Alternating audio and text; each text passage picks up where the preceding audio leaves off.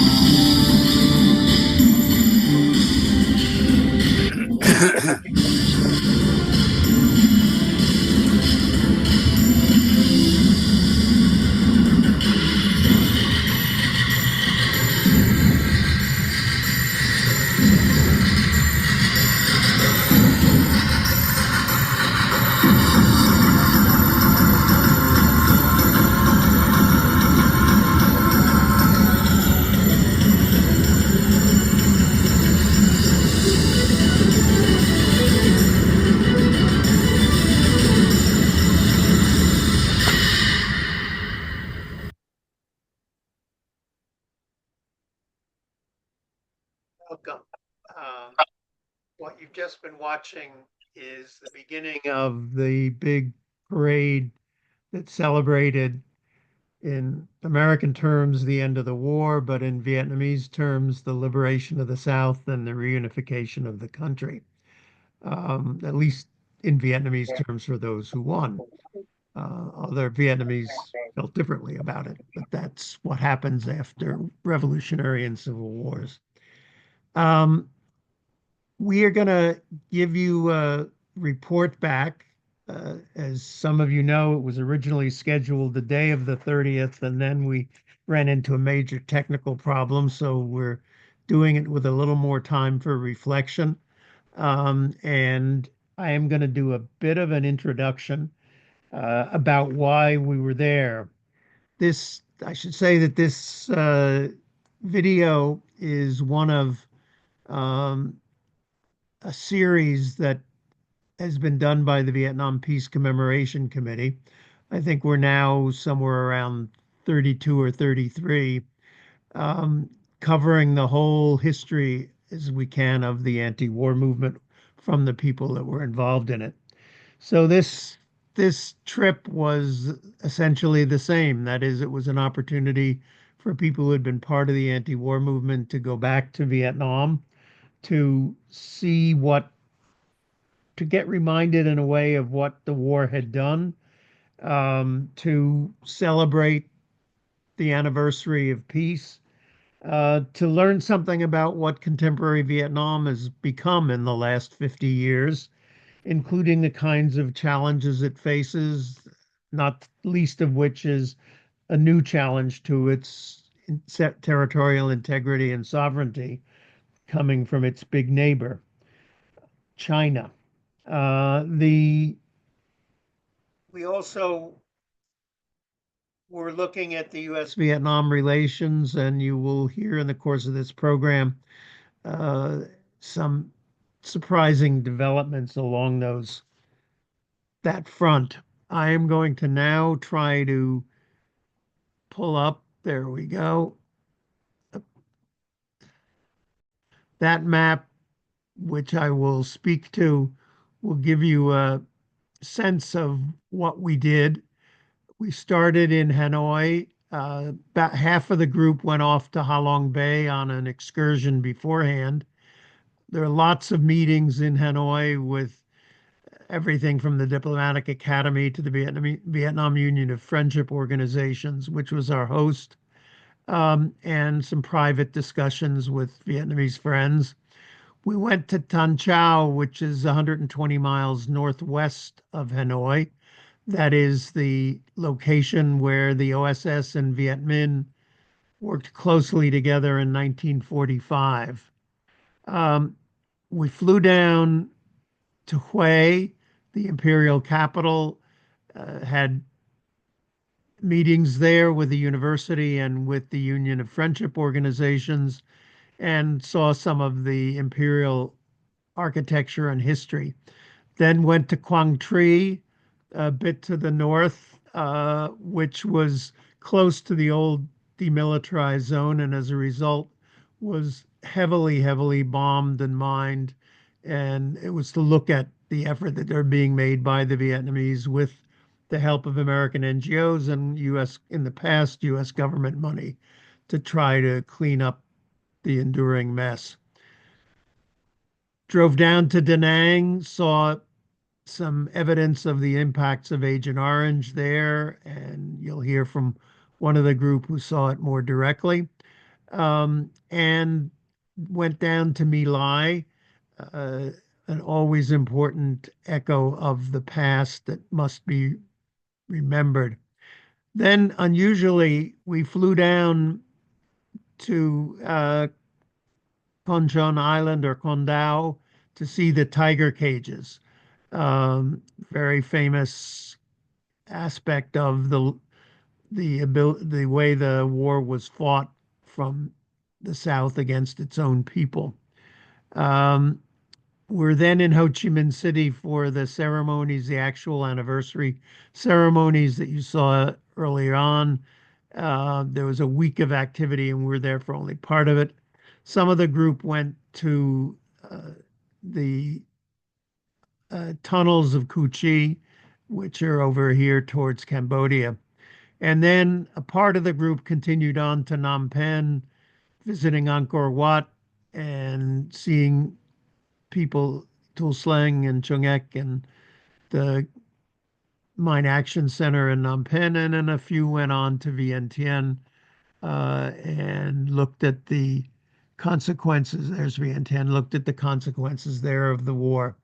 So that gives you a general sense of what we did. The first speaker is Gail Lopez-Henriquez. Gail. This was my eighth visit to Vietnam. Almost all of my previous visits were also with the Fund for Reconciliation and Development. And the first time I was there was in 1990. The changes over the past 35 years are just astonishing. In 1990, Vietnamese officials and think tank analysts talked to us about the concepts of doi moi, which was then in its infancy. Doi moi is the transition to a socialist-oriented market economy with private ownership of industry and both domestic and foreign capital investment. When they said that 1990 would be the year of the tourist, I laughed to myself because they were so not ready for the expectations of U.S. tourists. At that time, I asked whether their direction under Doi Moi was consistent with socialism. And they responded that the first obligation of a socialist government was to improve the lives of the people. Today, Vietnam is an economic powerhouse. Its rate of growth is among the highest in the world. They have succeeded in improving the lives of the people. It's a popular tourist destination for visitors from around the world, including US, China, Japan, and Korea, all former adversaries. What was most striking to me this visit was the enthusiasm and the pride displayed about the 50th anniversary and about the country in general. Um, Over the years, the American War, as it's referred to appropriately in Vietnam, seemed to be less and less relevant to young people. I was told many times that they were simply not interested in talking about it. So the overwhelming response by people of all generations, and especially young people, was surprising to me. On April 30th, we had to leave our hotel at 4 o'clock in the morning in order to get through the security checkpoints and get to our seats in time for the 6 a.m. kickoff of the parade. And we found the streets absolutely mobbed with people. Many wearing patriotic T-shirts. Some were sleeping on sidewalks and in alcoves. Some were socializing. Food vendors were grilling meat on the sidewalk. They had been out all night waiting to take part in the festivities. What we saw was a celebration of national pride, not a military parade. Lastly, the importance of diplomacy throughout Vietnam's history was really brought home. As a small country that has repeatedly repelled larger invaders, Vietnam could not afford, in the most literal sense, to refuse to deal with former enemies. It's now strategically positioned between its millennia-long adversary, China, and its more recent imperialist invader, the US, both with respect to geopolitics and the world economy. In one of our meetings, a speaker told us a historic anecdote in which Vietnam defeated China in yet another of its attempts to invade. But instead of annihilating the Chinese army, it gave them horses with which to return home. Today, Vietnam welcomes its former invaders, but on its own terms, and celebrates its unique culture and history amidst modernization and development. Thank you. Thanks, Gail. That gets us well on our way. Just, I should have said about structure of this that the chat is at this point closed, so it's not diverting attention. We will open it when we get to discussion. If you have questions, please use the Q&A box and we will try to get to them at the last part of the program. The program will be a series of 3 to 4 minute presentations followed by a discussion among the participants and maybe some guests. And then we will try to address your questions. So the next speaker is Stephen Talbot, who is, I could say for everybody that there's bios that you probably have seen already. I will put them on the link on the chat, but Stephen's most greatest uh, aspect of fame for this trip is as the director of the film The Movement and the Madman, and he'll say something about the reaction to that. Stephen. Hi, thanks, John, and everybody. Um, First of all, I just want to thank John and his wife, Mary, and our guide and translator in Vietnam, Quinn, for putting this whole trip together. It was an absolutely amazing trip. And for me, it completed a real circle. I was first in Vietnam. The only time I'd ever been there before was in 1974. I had made a film with friends of mine about Vietnam veterans against the war, demonstrating in Washington, throwing their medals away, that famous demonstration. And as a result of that film, my friends and I were invited to North Vietnam to report on what it was like 1 year after the signing of the Paris Peace Accord, which had ended the bombing of North Vietnam. The POWs had come home, but the war was still raging in the South. We went, and frankly, we were extremely excited, but we were also nervous because we felt extremely guilty about what our country had done to Vietnam. And the most astonishing thing, and my takeaway from that trip, was how open and forgiving and welcoming the Vietnamese people were to us at that time. It meant everything. But it was a grim time there. We saw that Bach Mai Hospital, the largest hospital in Hanoi, had been bombed. It was still damaged, it had not been repaired yet. And the further south we went in the country along Highway 1 down toward Quang Tri Province, which, as John mentioned, was the most heavily bombed part of the country. It really did look like a moon landscape. There were bomb craters that were overlapping. And when we got to the city of Dong Ha, it basically didn't exist. So the astonishing thing to me this time is to come back and see a country that's, rebuilt, that's reborn, that's resurrected. Dong Ha is a thriving small city now in Quang Tri Province. That, to me, in some ways, that was the most amazing thing that I saw.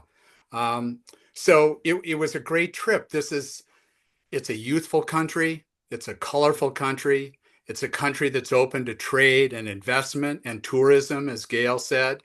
It's a country that has managed to reduce its poverty rate from very, very high, 60, 70%, by world measurements now to 4%, only 4% of the population living below the poverty line. So it's made great, great strides. Because Robert Levering and I, who you'll hear from later, had made this film, The Movement, The Madman, we were interviewed on Vietnamese television along with other members of our delegates. You can see that on YouTube. I'll post the link in a bit. They broadcast The Movement and The Madman translated into Vietnamese. And we met on this trip the former Vietnamese ambassador who had translated the film. And then when we went to this incredible museum that I recommend to everybody, the War Remnants Museum in Ho Chi Minh City, they've taken on our film, The Movement and the Madman, as an official part of their collection, which I'm very, very proud of.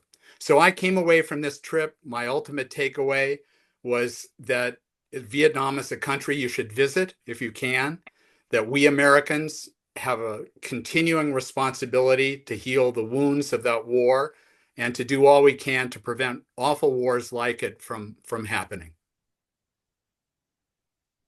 Thanks, Stephen. Another Steve on the trip was Steve Goldsmith, and he will take it from here. Yes, I want to share this photograph because I think it kind of symbolized the whole trip for us, us immersed in the youth of Vietnam. So how do I sum up this life experience? The memories of fighting to stop the war, the terrible war in Vietnam, was juxtaposed to this modern, creative, courageous country called Vietnam.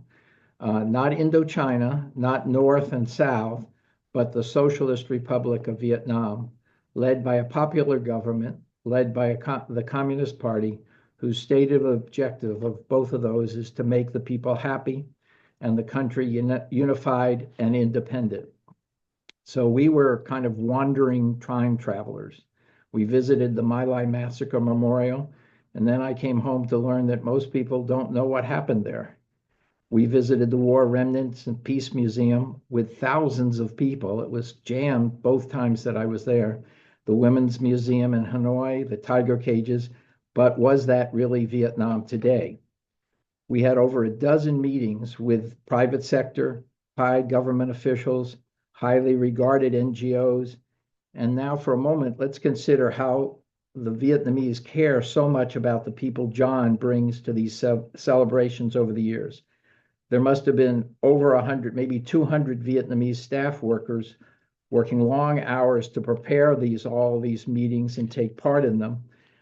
They were informative, stimulating, and we heard repeatedly, quote, "We have always differentiated the American people from their government and greatly appreciate your opposition to the war. Now, while we remember the past, we put this behind us and build friendship and development to the future."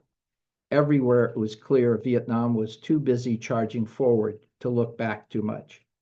While in my head, there were the stories from the soldiers who told me in the GI coffee house in Kentucky in 1969.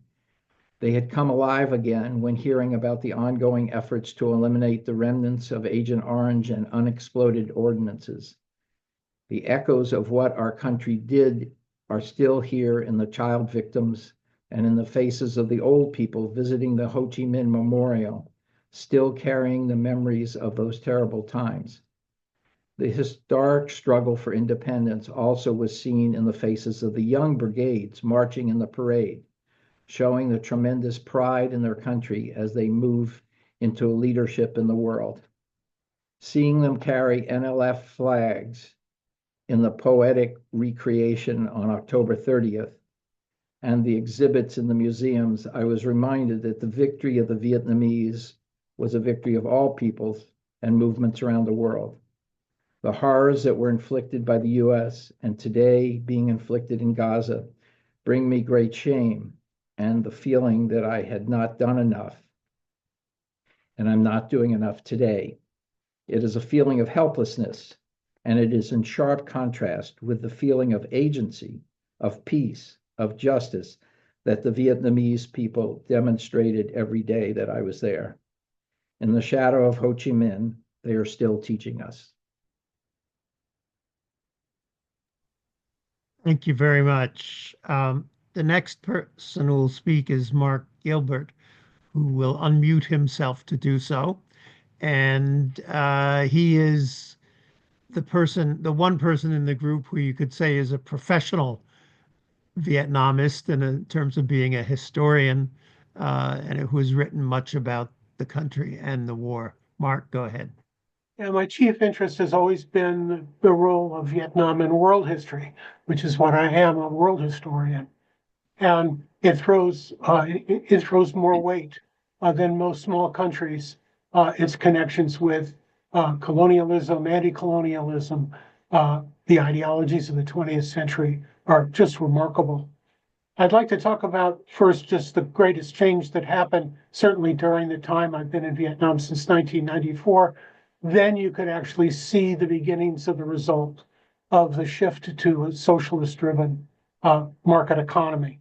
One of the first places we visited when we were in Vietnam was a former factory making wartime uniforms, and it has now risen to a manufacturing giant capable of joining with other regional clothing manufacturers to circulate, or rather calculate the exact rise in prices they need to meet the recent 46% rise in tariffs while maintaining its socially responsible workers' wages and trying to see to the educational needs of their children.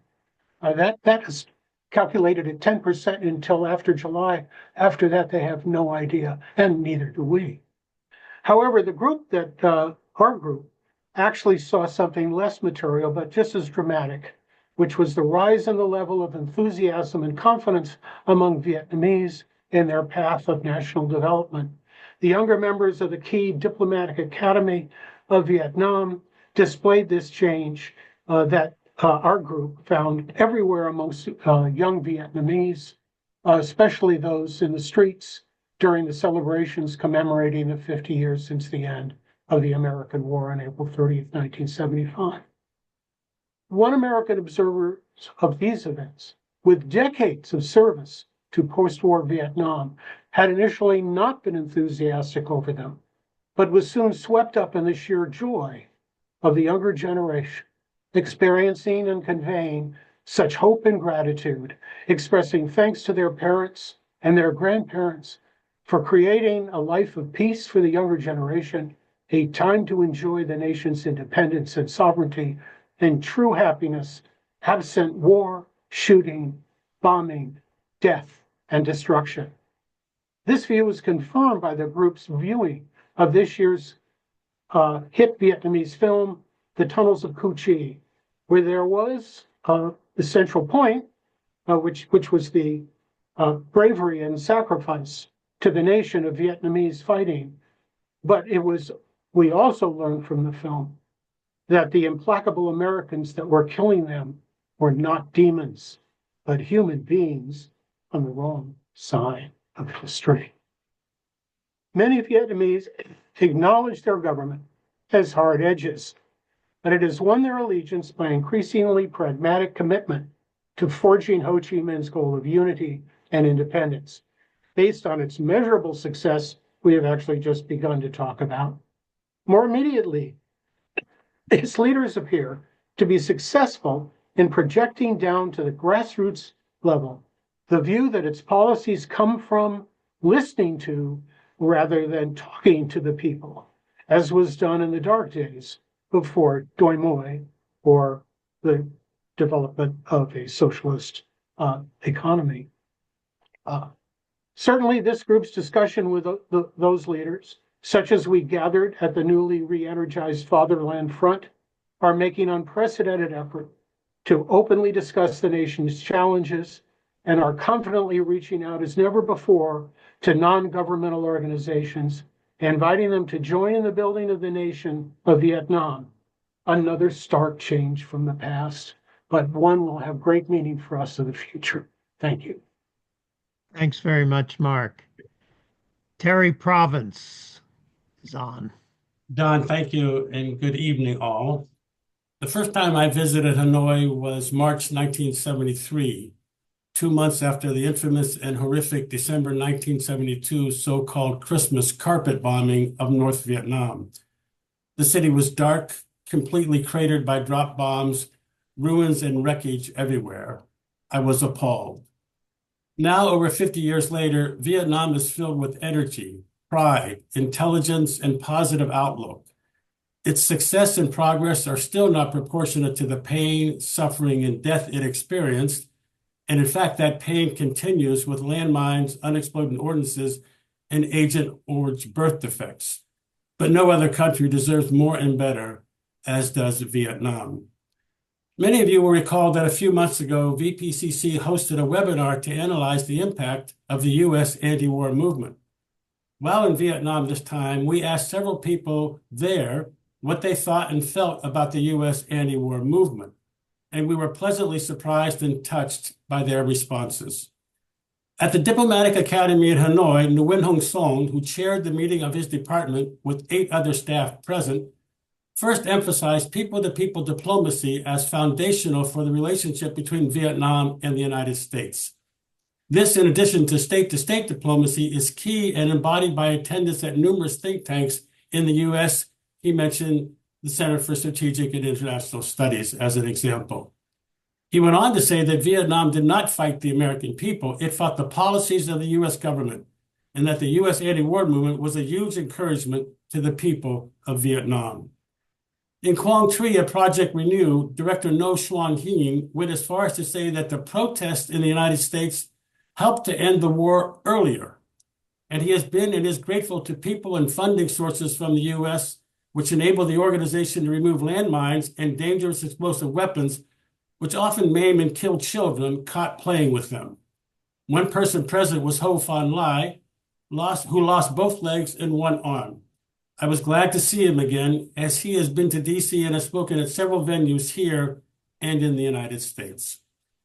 Please understand that in our meetings with so many people, we did not have occasion to have in-depth discussions, and very many topics were touched upon. But perhaps the most impressive voice we heard was from Do Van Chien from the Politburo and secretary to the party's executive committee at a meeting organized by the Vietnam Union of Friendship Organizations. In Ho Chi Minh City, after the celebratory morning parade, he expressed gratitude for the anti-war protests and activists, and even particularly called upon friends in the U.S. today to assist Vietnam once again as it navigates the dangerous terrain of the Trump administration, tariffs, absence from the 50th anniversary events. Indeed, it was the Vietnamese who defended their independence, resisted reckless violence, and defeated U.S. aggression.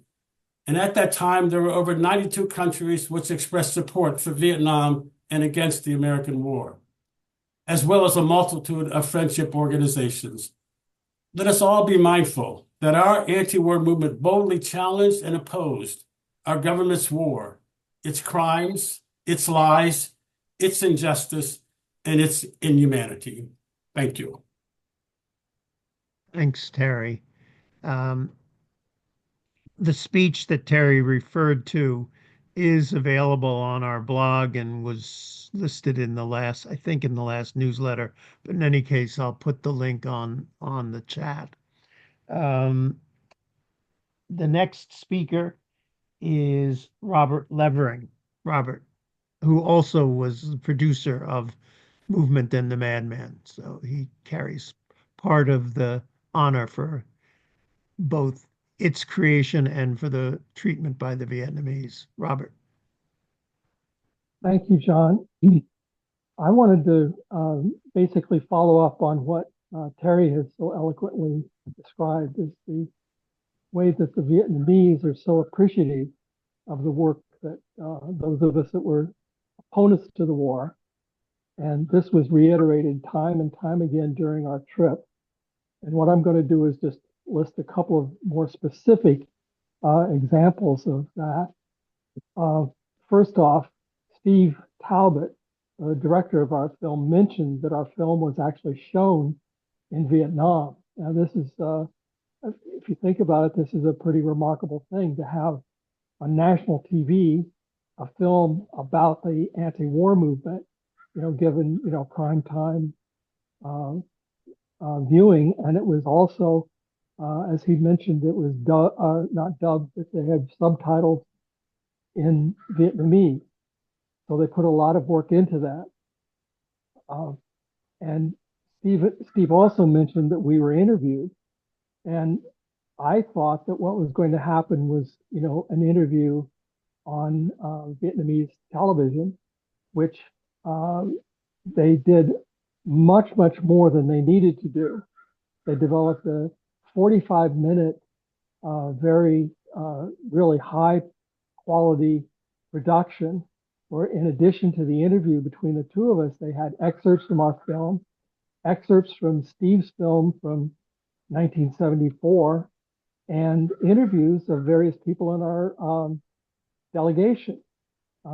When we were at the so-called Hanoi Hilton, and also down in where we were near Da Nang, where we were seeing a rehab place for victims of Agent Orange. But anyway, they put this together and showed it again on national TV at prime time while we were there, a 45-minute production. And I think Steve said that he would put a link in that for into the chat, but I think you all would find that very informative about some of the reactions of our delegation to our trip. And finally, I just mentioned a couple of other specific places that we saw evidence of this. I mean, that in Hanoi, in the Women's Museum, part of the exhibits they have are from the American anti-war movement. The War Remnants Museum in Saigon or Ho Chi Minh City had a very extensive, one whole wall had,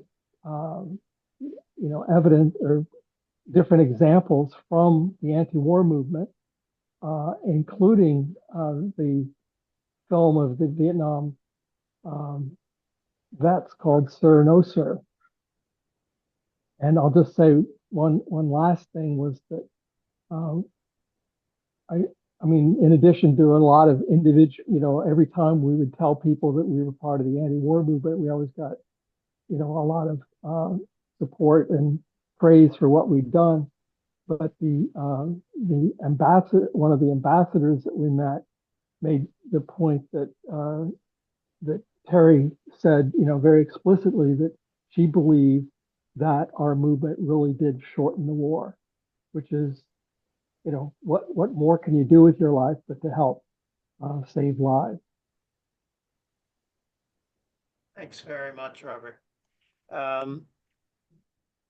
Susan Gregory is next up. Susan. The first thing I'd like to say is Robert mentioned the War Remnants Museum, and there's a new the War Remnants Museum is in the South in Ho Chi Minh City, and the women's movement is new and is in Hanoi, and they are asking all the women who were involved in trying to end the war to please send artifacts and documents.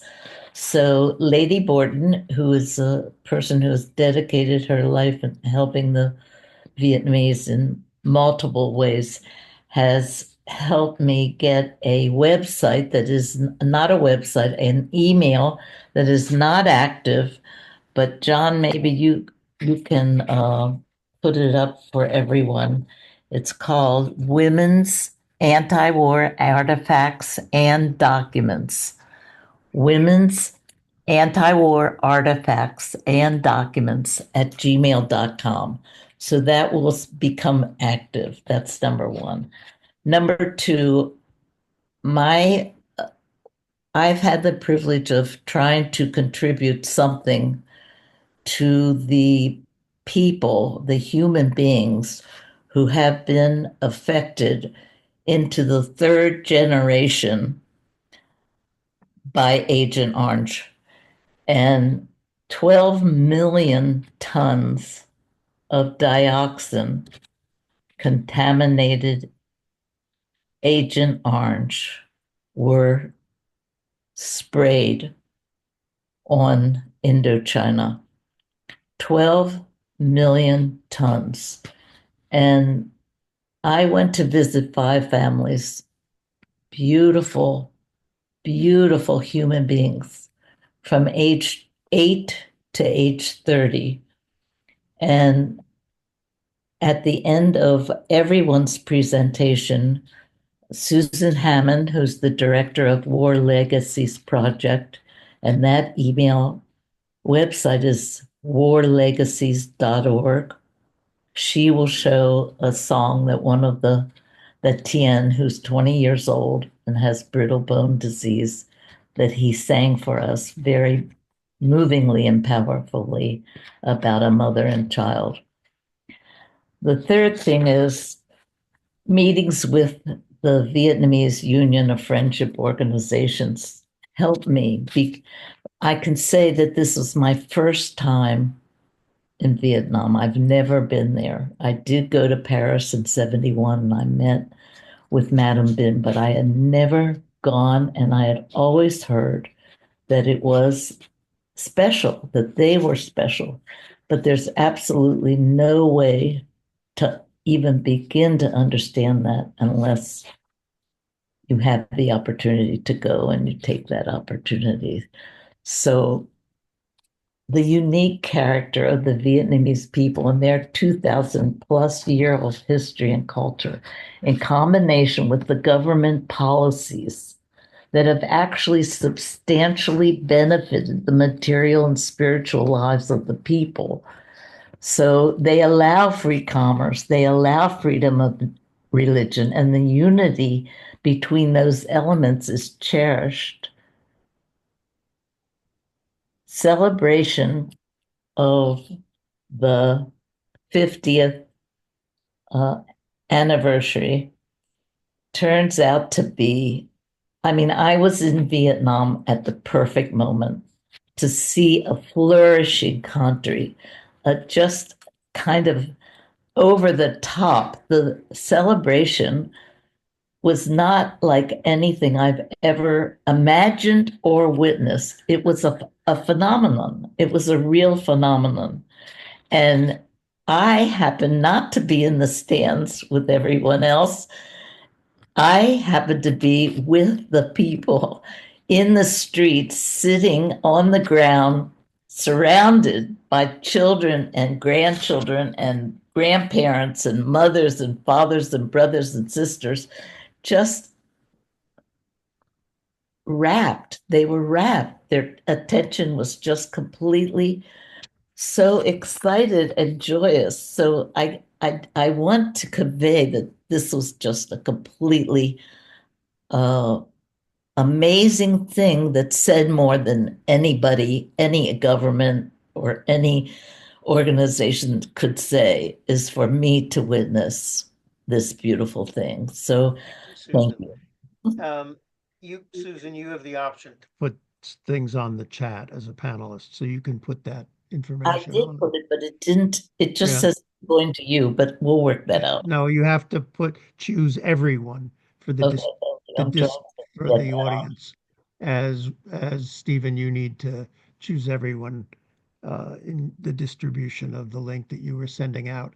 I'm We will put the chat up on the bios page in a day or two. It takes me a couple of days to get that done. Our next participant is Charlie Clements, who is unusual on a number of levels. First of all, he's the one military veteran in the group, but also he has a special position in history as being the second ranking graduate in his Air Force Academy class, who then refused to continue flying combat military support missions because of the U.S. invasion of Cambodia. And you'll find in his bio much more that's worth looking at. So Charlie, go ahead. Thank you. I am honored to have been in this delegation, particularly the visit to Cambodia. Though I didn't know it at the time, 1970, Cambodia became a pivot in my life from pilot to physician and eventual human rights activist. I had not returned to either Vietnam or Cambodia in the interim. In January of 1970, I was the co-pilot of a C-130 flying out of Saigon. The mission we were assigned that day required the entire crew to have top secret security clearances. That was quite unusual, as the C-130 has often been described as a lumbering four-engine turboprop specifically designed to take off and land on short, unprepared runways. Except for moving nuclear weapons due to the threat of a typhoon, which is why our crew had top secret clearances, I had never heard of any classified mission for a C-130. Early that morning, we picked up 8 civilians in Saigon and flew them to a rendezvous point in Cambodia, where we were met by 2 aging MiG-17 fighters of Korean War vintage. Cambodia was a so-called neutral country at the time, and the U.S. did not have diplomatic relations, so no U.S. embassy or consulate. The MiGs escorted us to the runway at Phnom Penh. The 8 men who we assumed were diplomats were picked up in a black car, not a limousine. We waited on the tarmac for 8 hours, occasionally cranking up our auxiliary power unit to cool off the aircraft in the blistering heat. When the passengers returned, we took them back to Saigon. They never introduced themselves, said hello, goodbye, or thank you for a nice flight. If you've ever ridden in the back of a C-130, you may understand why. It's very noisy. The seats are canvas webbing hung from the walls. There's a relief tube for male passengers, but no accommodation for female passengers. There's no air conditioning and no way for anyone in the cockpit to communicate with passengers. 2 days later, in a bar in Saigon, as young men will do, I boasted that I had recently participated in a diplomatic mission to a nearby country. A man, one of 3 with whom I was drinking, appeared to be in his 40s, immediately guffawed and said, "You're pretty damn naive, Clements, if you believe that diplomatic crap. I had a team on your aircraft which was arranging the overthrow of Prince Sihanouk. When he goes to Paris for his annual medical leave in 60 days, a palace coup will take place, leaving a general named Lon Nol in power. 60 days after that, we'll be invited to invade Cambodia." I was led to believe that he was CIA and just assumed his comments were the typical one-upsmanship common in war zones. But 120 days later, I was shuttling plane loads of combat-ready American soldiers to a protrusion of Vietnam into Cambodia called the Parrot's Beak, sometimes described as the end of the Ho Chi Minh Trail. It was clear the invasion predicted in that Saigon bar in January was imminent. Though I was a distinguished graduate of the Academy and a decorated pilot, on April 30th, 1970, I refused to fly further missions in Southeast Asia.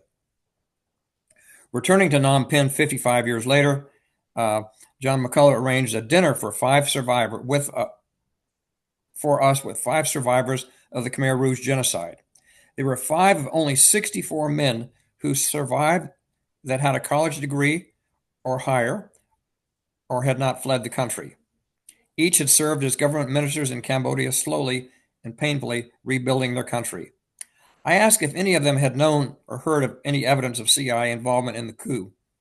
They said no, but to a person, they said categorically that General Lon Nol did not have the wherewithal to have been able to do that by himself.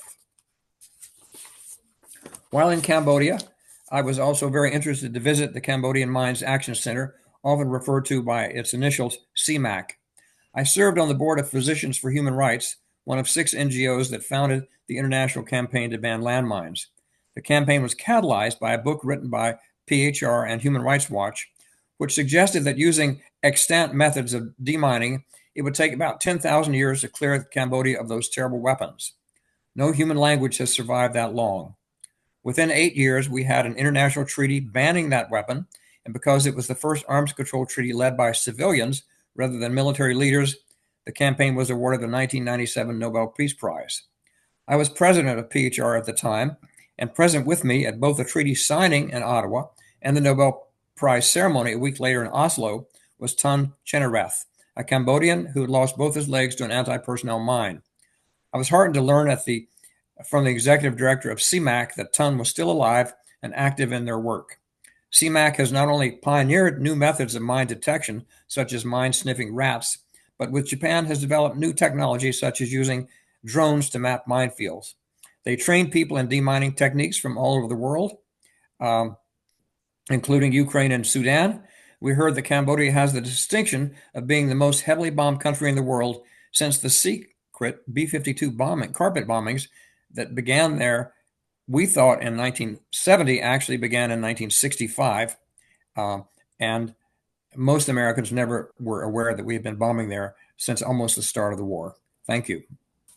Thanks very much, Charlie. It's a unique story that we hope this program will help to have more people know about and be followed by serious journalists and scholars. Our next speaker is Mary McDonnell. Thank you, John. Well, for me, this was really an exciting trip to be able to return to Vietnam for the first time since 2019, when I finished 30 years of work in academic training and research cooperation with my counterparts there. It was wonderful to have some emotional reunions with many friends that were made during that time and to see some of the long-term impacts of our projects. For example, I was really gratified that helmets were still on the heads of motorbike riders, having been involved with the Atlantic Philanthropy's work to do this back in 2007. A friend told me that the reason compliance was still so high after 20 years is that revisions in government fines had kept pace with the rising incomes.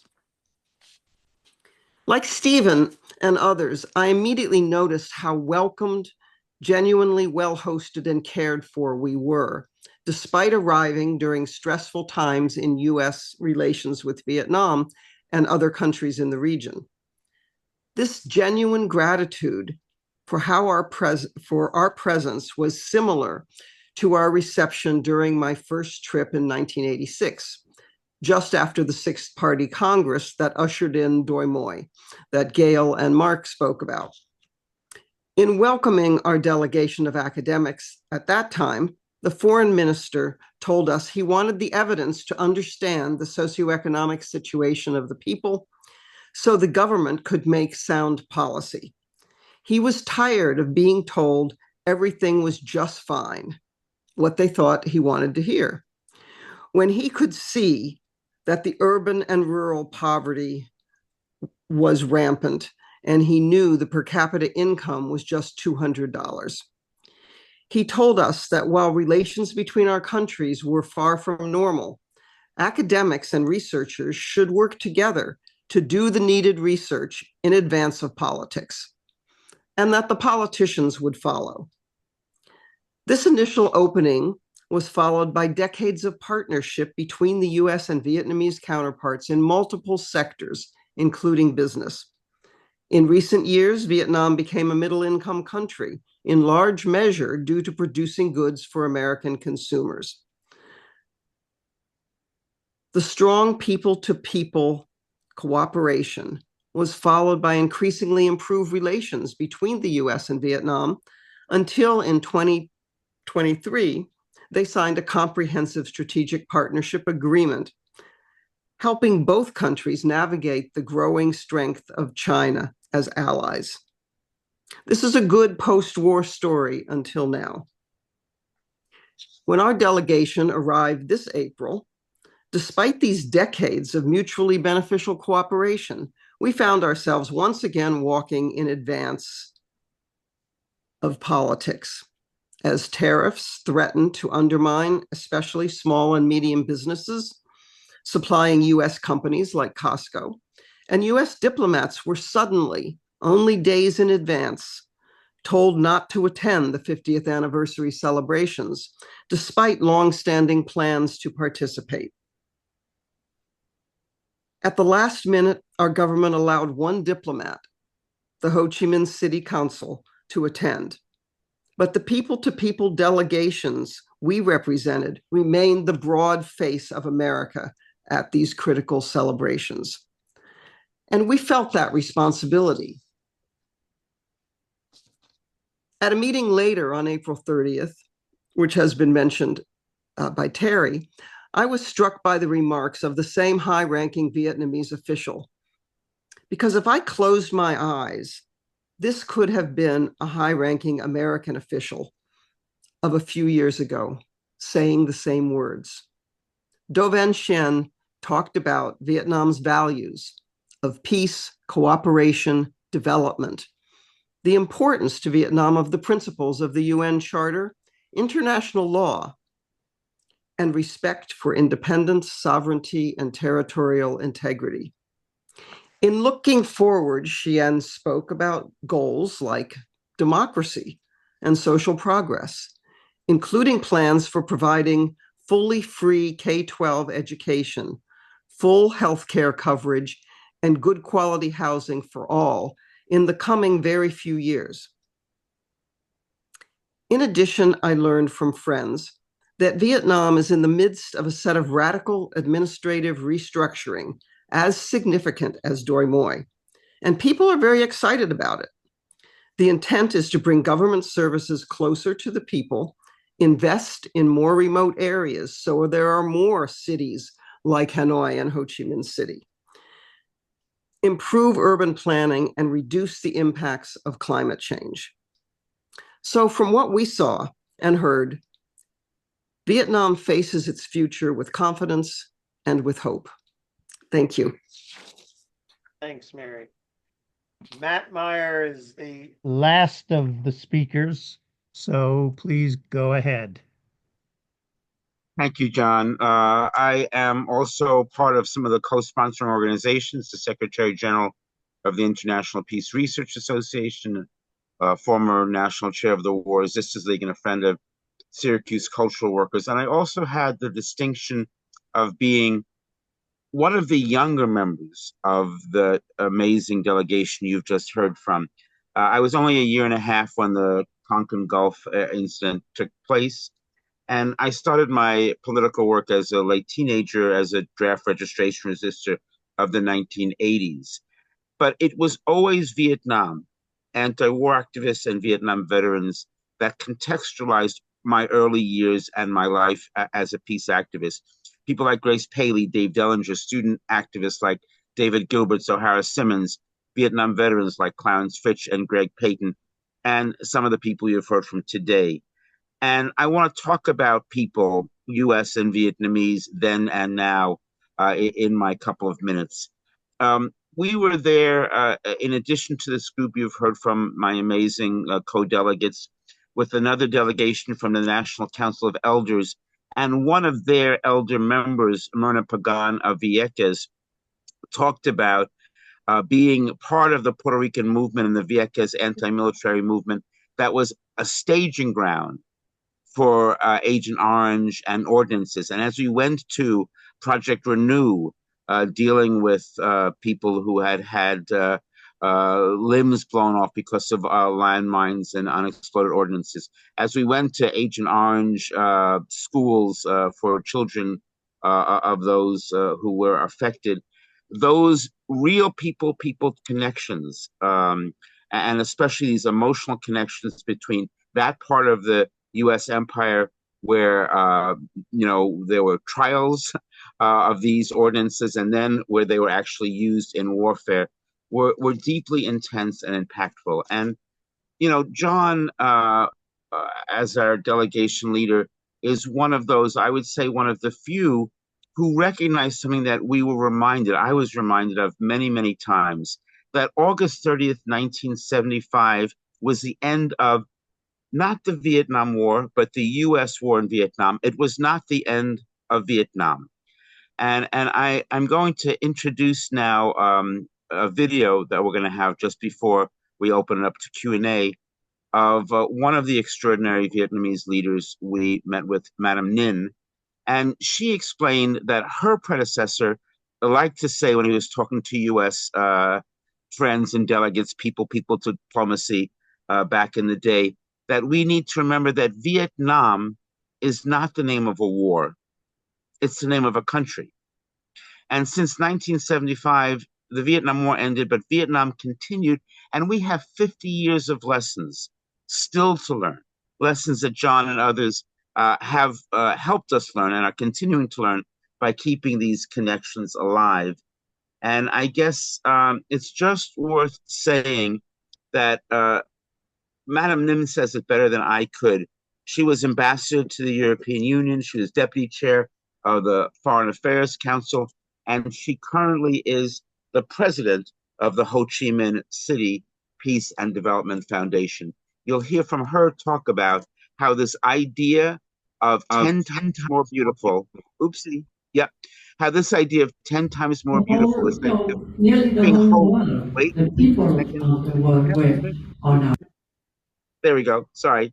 About this, how this idea of keeping hope alive, even in hopeless times, is something that's part of the Vietnamese ethic and the Vietnamese work, all these 50 years, continuing for today and tomorrow. Madam Ninh, take it away. The whole, nearly the whole world, the people of the world were on our side to fight against the wrong policies of the administration and of the defense authorities of the U.S. So we will never forget that because we are loyal and we are faithful. So our friendship is here to stay. We are getting old, but I hope you will pass this on to your children and grandchildren. This is a story worth passing on with all the lessons, about how you make peace and the strength of really uniting across the board all the people who share the same ideals and longings for peace and development. We definitely are trying to take off, if you allow the use of that term. We've been working at it for 50 years post-war. But you see, it's like a jet, a plane. There is a point where you feel this is the moment to really rise. And I personally believe this is that moment. You see, so you're coming to the right moment. We're going to, and please go back home, support us in our trying our efforts to take off, because I think we deserve it, right? We deserve it. And so now we are involved in the long, difficult struggle towards development, of course, a sustainable development and happiness. Remember, the motto of Vietnam is independence, freedom, and happiness. We want our people, all Vietnamese, to be happy. So we hope that, we have the stamina, the stuff to move forward. But as during the war, we know we need all the support we can get. So we hope you will still be there for us in peace as you were during the war. So. Thank you very much, Matt, and Tonyu T. Ning, who is an old friend of many of us. We have, Susan, have you come on? Susan Hammond? Yes, I'm here. Okay. Yep. Before we go, first of all, there'll be an opportunity for cross-questioning and discussion among the panelists, and then we'll go to questions. But before we do that, Susan has in addition to Susan Gregory's presentation. Go ahead. Thank you, John. And I was happy that I was able to join part of this delegation. It was an amazing trip in many, many ways. And I just want to give a little context to Susan's visit that we went to in Quang Nam province. Well, actually, this program started when I was at the Fund for Reconciliation and Development, when a woman called our office in New York, and explained that her husband was dying of cancer related to his exposure to Agent Orange in Vinh Hoa, and they wanted to donate his VA benefits to Vietnam to help people impacted by Agent Orange, because at this time, in 2006, the US government was not providing any support to victims of Agent Orange. And so Nancy Feldman is the widow of Bob Feldman, the veteran who died a few months later. And since 2006, when they started donating this funding from the VA, and other friends and families donated, first through FRD and then with the War Legacies Project, we have been able to help over 650 families with about $500,000 in donation that have come in. In the last several years, we've had the honor of having donations from Susan Gregory, her foundation, the Grunbacher Foundation, to help families. And so we took Susan to, as she said, to 5 of these families.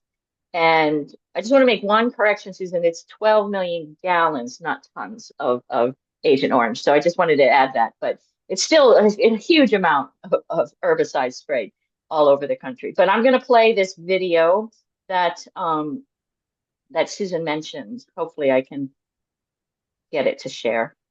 Here we go.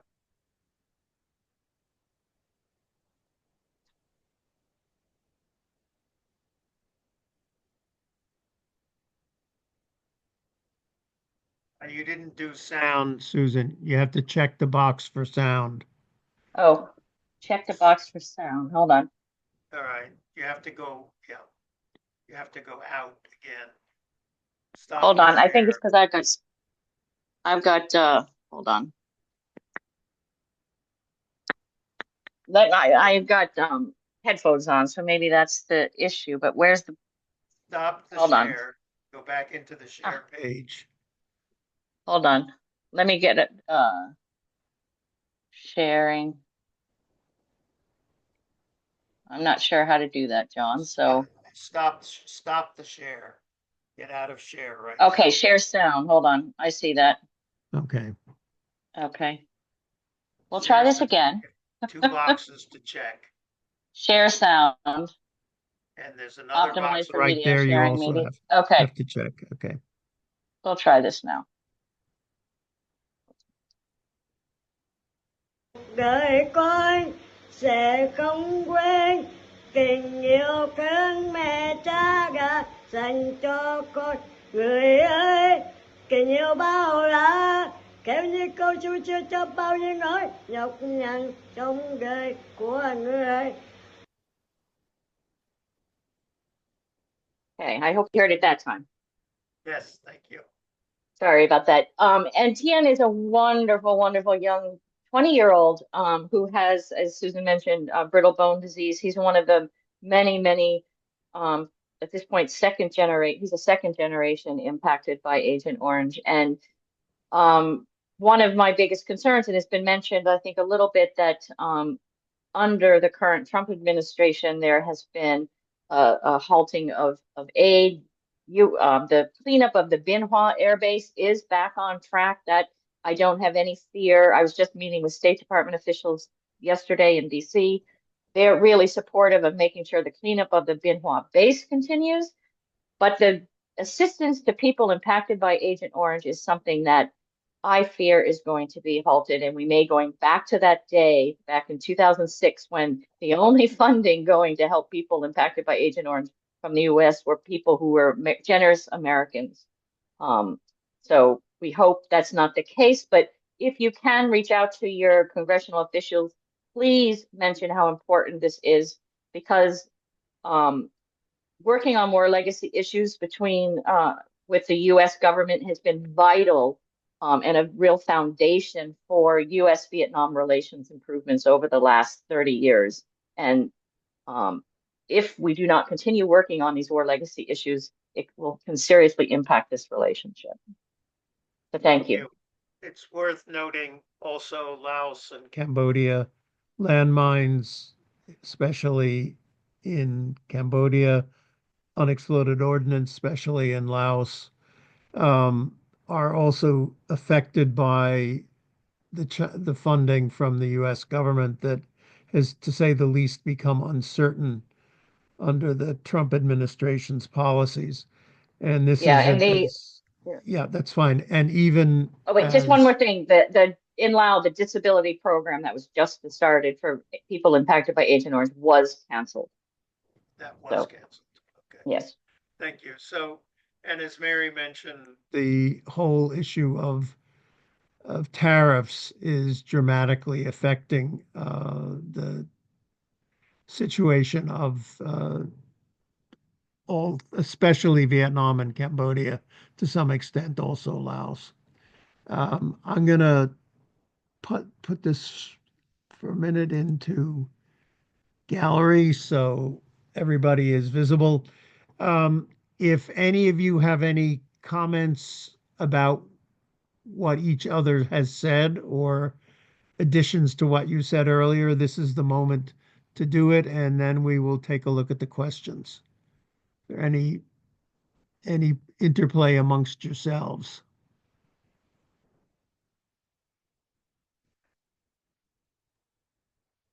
Charlie, go ahead. Don't be shy. Don't raise your hand.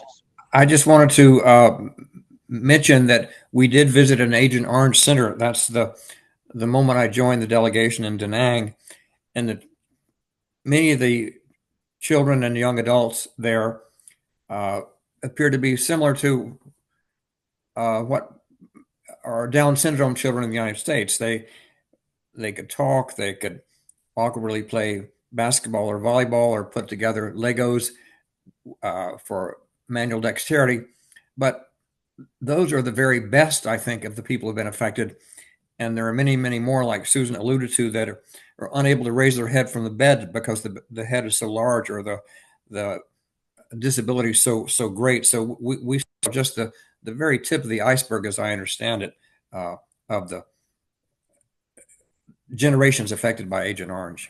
Yeah, Steve Goldsmith. Yeah, I over and over again, they thanked us for what we did to stop the war, but I think it wasn't fully recognized how much that anti-war movement helped the United States break open the thinking, which led, following the civil rights movement, on to broader issues and other rights or things, all stemmed out of that, grew out of that movement that happened. So I think our country benefited in a way as much as Vietnam may have benefited. And I think that the other thing was, in the exhibit, as mentioned in the War Remnants and Peace Museum of Ho Chi Minh City, was the stuff about the American movement was really only one, and there were 80 pictures from 80 different countries of Romania, of people all over the world protesting that war. And I think sometimes we think we were it, but we were just part of it. Yeah, Mark. You're muted, Mark.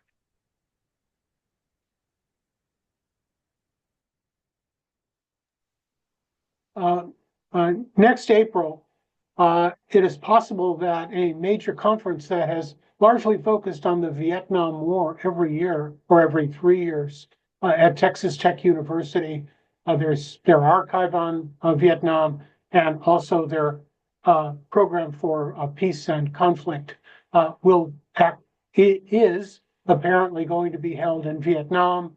A supporting host has not been chosen yet.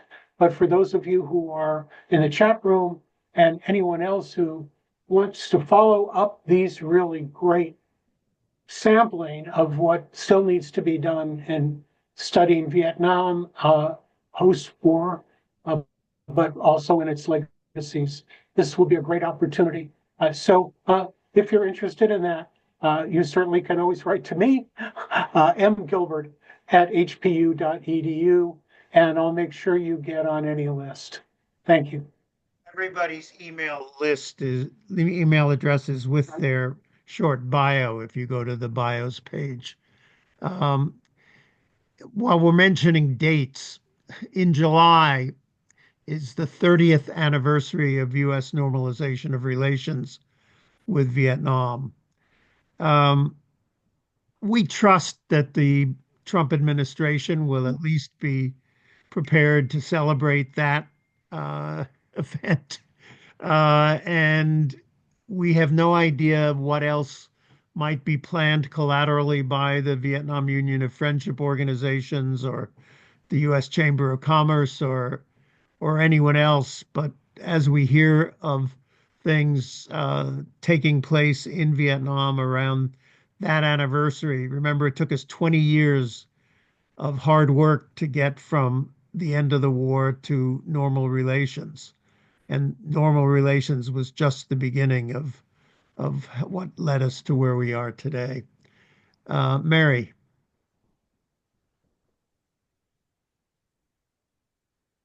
Thanks. I just wanted to make a comment about Cambodia and a comment about Laos. And I think while in Vietnam, it's very important for the Vietnamese and the US to balance the China issue. But in Laos and Cambodia, there's much more of a sense that the US has abdicated its interests there. And you could look at the English language newspaper in Laos, and it was 17 pages long, or 16 pages, I guess. And there was only one mention of the US. And the headlines were really about cooperation on rare minerals with China, or Cambodia and oil and gas in Cambodia with Russia and China. So I think, that's an issue for us that we should really think about. The other thing about Cambodia is that Cambodia, like so many people were struck in Vietnam at the thriving society and thriving metropolis that we visited. In Cambodia, which had been so devastated by the KR, you now have a really amazing, thriving metropolis in Phnom Penh. I hadn't been there in 20 years, and I was completely amazed at what I saw. So I think, what someone said about the country, about this small group of intellectuals who have rebuilt the country, they have done an amazing job of it, and they've passed it on to the next generation. And this sense of duty.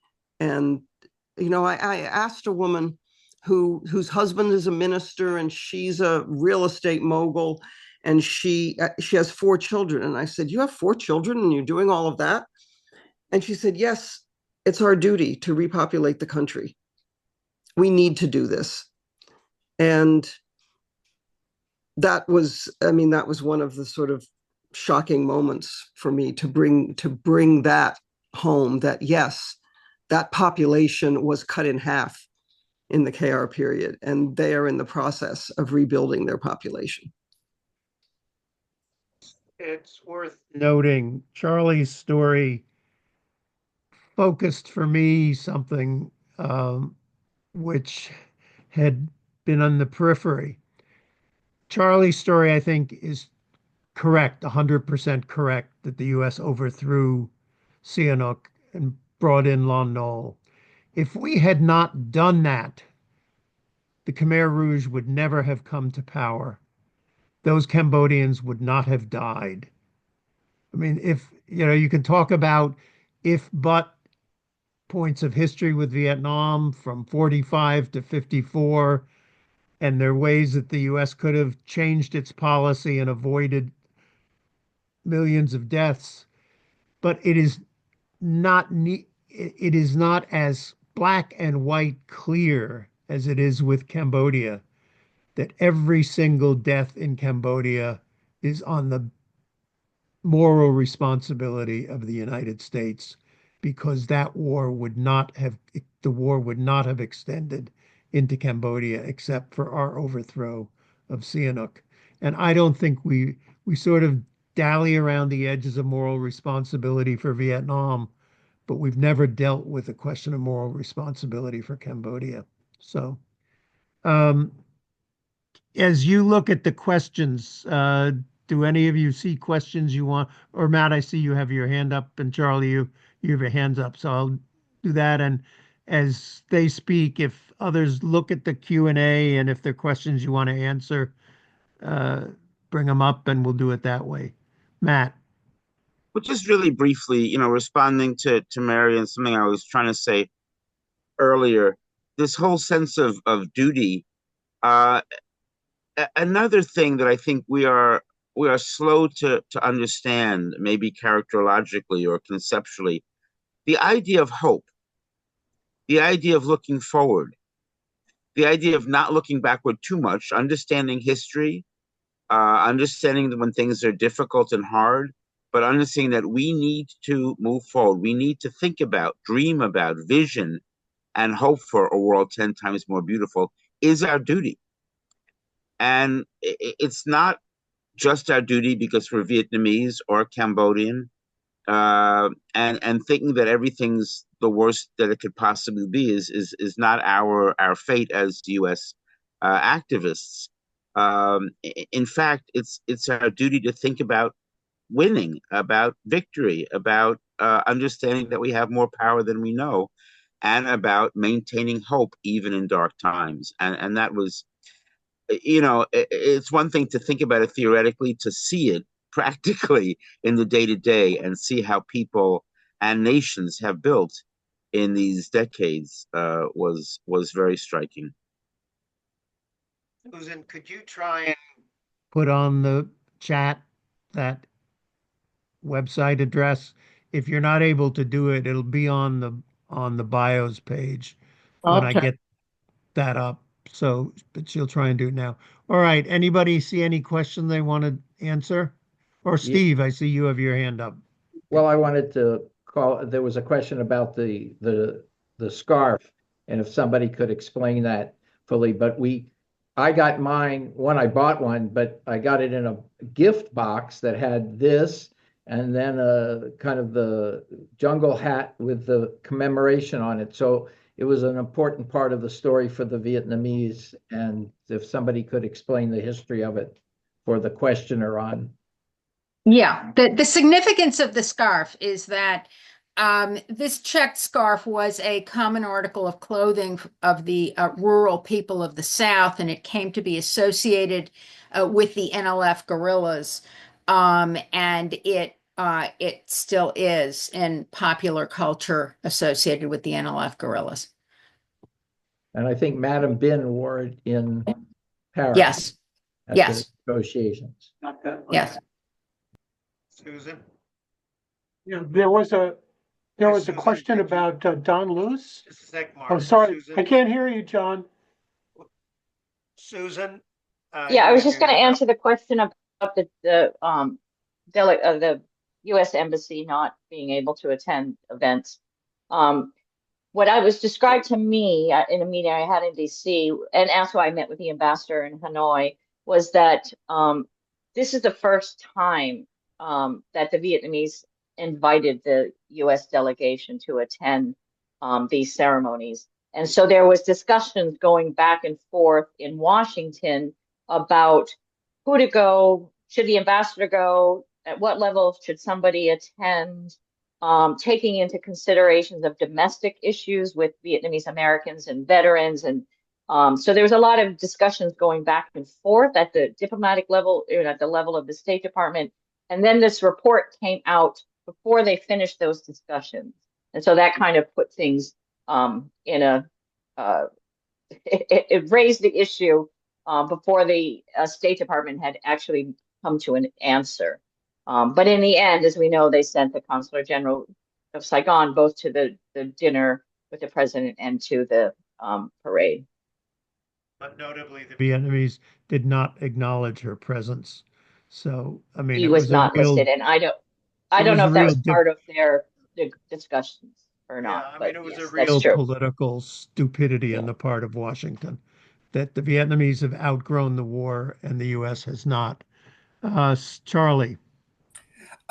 Thanks, John. I just wanted to ask you to if you could post the URL for that article I sent earlier today, Bombs Over Cambodia, because it is so revealing about what the U.S. knew they were doing and knew they Charlie, were I can't do destabilizing. it right now. I will put it in the blog page, or if you put it in yourself, That'll be okay? fine. Thank you. Anybody can do it.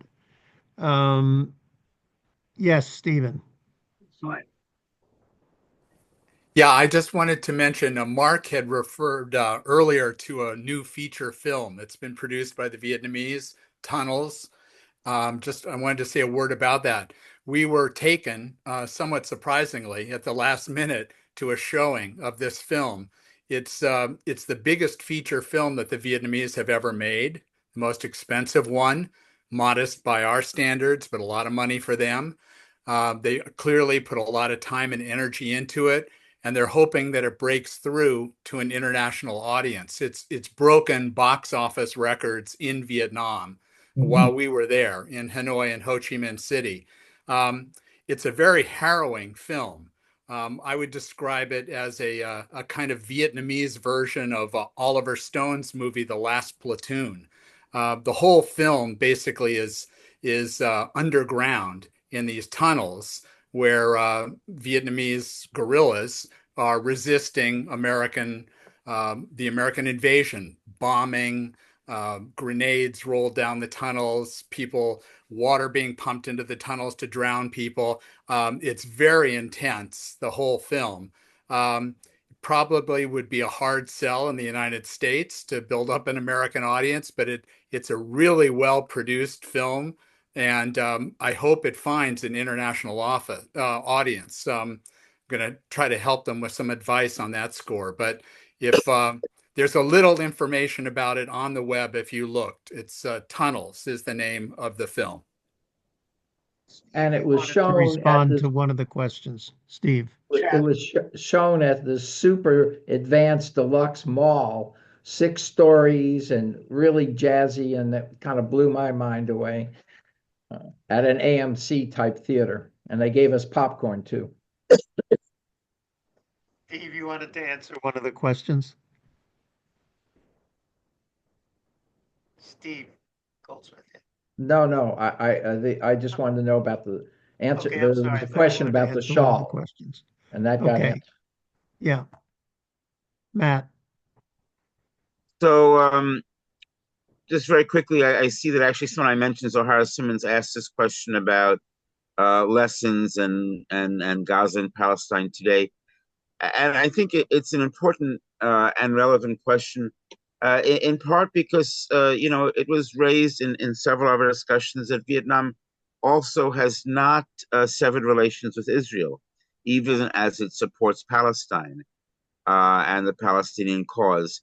And so I think the one word lesson, if one were to look at the time, realize we have very little time left and we have to go into big summaries now, is pragmatism. And there's a certain revolutionary responsibility to hold on to one's principles, to struggle for the liberation of all peoples, but to understand that it's not a linear or simplistic path, and that pragmatism is it's one of the elements of building for long-term social change. And, as we look at kind of rigid positions sometimes and dogmatism, that sense of pragmatism was another thing that was breathtaking about so many of the projects we saw and the people we spoke to. Any other questions that caught you? Yeah, Mary, go ahead. Yeah, I wanted to say something about the question about the issues that development brings in its wake, like pollution, environmental questions. There was actually a fair amount of discussion about these when we visited academic institutions, and particularly things that have to do with the Mekong and with the damming of the water further north, resulting in less of a flow in the Mekong Delta region, and therefore salinization of the fields, and the ways that they're addressing this and the research that's being done. I think the other thing is pollution, which is incredibly evident in Hanoi. Hanoi used to be a quite breathable, livable city. Many of my friends have moved either further south in some direction, to Nha Trang, to Da Nang, to Ho Chi Minh City. If you have any heart ailment or asthma or anything like that, you need to get out of town. And they have not figured out what to do about that, but they are addressing it in certain ways. There is an electric car company, locally produced small electric cars. Their emissions standards have been put on public vehicles and on cars, but they have not been put on motorbikes, and they're working on that. So I think there's a recognition of these issues and the beginnings of making policy, but they are behind the curve with pollution, particularly in Hanoi, which is a basin like Los Angeles. Most, if not all, taxis are now electric. And when they listed their goals by the high party person, there was meeting their COP objectives on CO2 reduction is one of their objectives. But a lot has to be done, like in the US. Anybody else? Okay, I think we're at the end. If you have last thoughts, this is the moment to share them. And then we have a wonderful finale, which Matt will say a little bit about. But first, any final comments from I just anybody? want to respond to the last question. How can we see tunnels? And I think one way might be to try to lobby for it. Stephen, how would they do that? You're okay. Yeah, it's really too soon to tell, I'm afraid, Susan. I mean, they haven't, they just contacted me about it. They still are searching for an international distributor.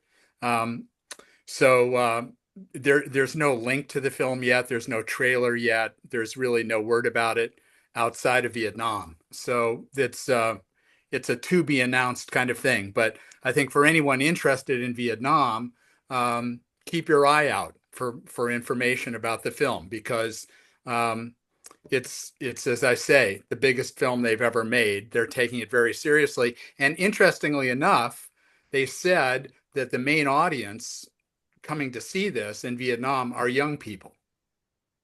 What about writing a letter to a film association like the National Film Association? Or, is there such an association that people could do a letter writing campaign asking to see it? I think it's too early for that, honestly, Susan. But Okay. Once things get further down the road, I'm happy to let people know. Thank you. All right, thank you, everybody, for an extraordinary program. Maybe by tonight or tomorrow anyway, I will have put this up on YouTube, and tomorrow at 6 o'clock, you'll get a day after notice that will contain the YouTube link. And we encourage you to share this with friends, family, on social media, however you get the word out, because I think it's been an extraordinary program. It might have been a little less coherent had we done it on April 30th. At that point, we're all a bit, in turmoil because of the events and the lack of sleep. But so you got, I think, a better program today. Let me finally say one personal thing. April 30th was also a personal anniversary. It was the 50th anniversary of my first trip to Vietnam. I put on the chat Zoom that we did a couple of years ago about what April 30th, 75 was like in both Saigon and Hanoi. So that if you have time, you might want to look at that for historical purposes. Um, so, Matt, why Wait, don't you say, yeah, John, we want to thank John also. I think it would be impossible to describe how well this whole group got through everything without a beautiful, beautiful and true leadership. Thank you. And yes, bravo, and Susan, amen, and ditto. The access was born of 50 years, 50 full years of your consistent engagement. No one has that kind of access. No one in the U.S. Has that kind of access because no one in the U.S. has done that consistent solidarity work. Not our version of what solidarity means, but their version, like John McAuliff. So we were privileged to be given a piece of that access because of those 50 years. you're all too kind. Thank you very much. You're amazing. On the blog page, you'll see also that only half of the group spoke tonight.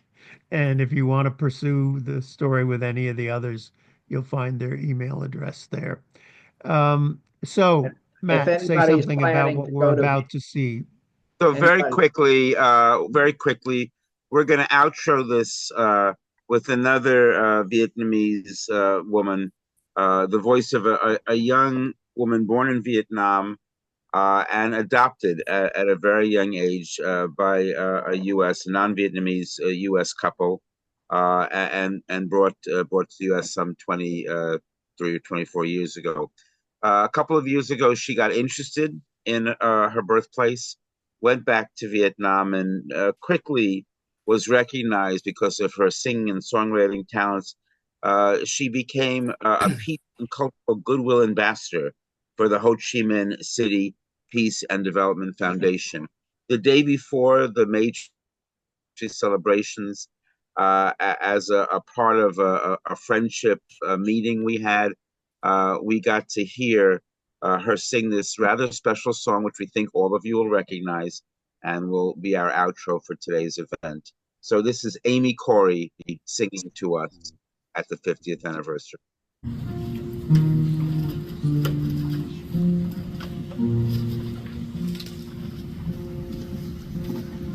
We shall not return. We shall not return. We shall not return someday. It's all deep in my heart. I do believe we shall overcome.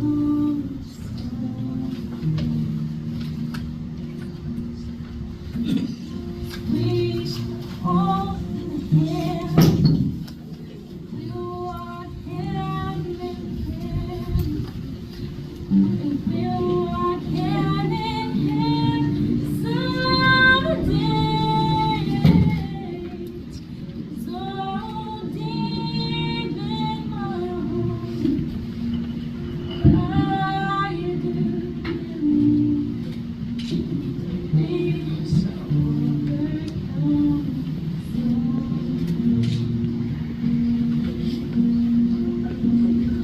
We shall all be free. We shall all be free. We shall all be free.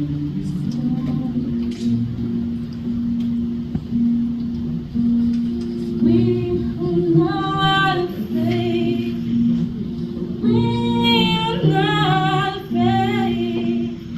We will not fade.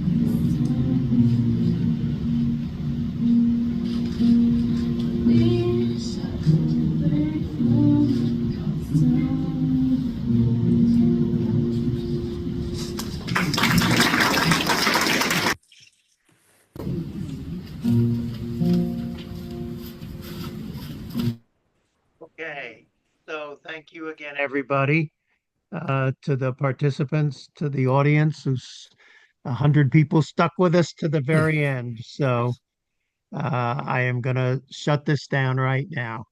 Take care. Bye-bye.